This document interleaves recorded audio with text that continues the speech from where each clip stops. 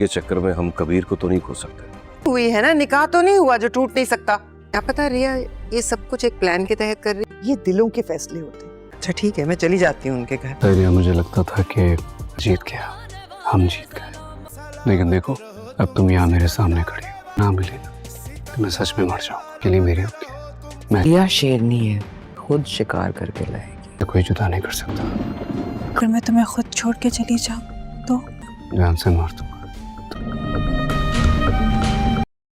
अस्सलामुअलैकुम नाज़रीन, मन मस्त मलंग ड्रामे की नेक्स्ट एपिसोड तो काफ़ी ज़्यादा इंटरेस्टिंग बनने वाली है, क्योंकि नेक्स्ट एपिसोड में रिया और कबीर की शादी आखिरकार हो ही जाएगी। रिया की बहन और भाई तो पहले ही मान चुके हैं कबीर से रिया की शादी करवाने के लिए, लेकिन अब कबीर की ज़िद के आगे कबीर का भाई और उसकी माँ भी हार मान जाएंगे और आखिरकार सिकंदर के घर कबीर की माँ कबीर का रिश्ता लेकर पहुँच जाएगी। अस्मा और सिकंदर तो बिना सोचे समझे ही हाँ कर देंगे और शादी की तारीख भी रख लेंगे।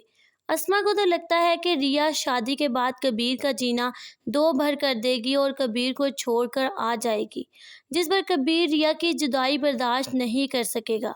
लेकिन रिया और कबीर तो पहले से भी ज़्यादा एक दूसरे से मोहब्बत करने लग जाएंगे और अस्मा की चाल तो नाकाम हो जाएगी।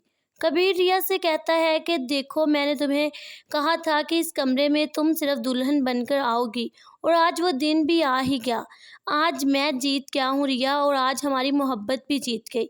लेकिन रिया जिसके दिमाग में तो अस्मा की बातें ही चल रही होती हैं, इसलिए रिया कबीर से कहती है कि फ़र्ज़ करो अगर मैं तुम्हें यहाँ छोड़कर चली गई तो तुम क्या करोगे।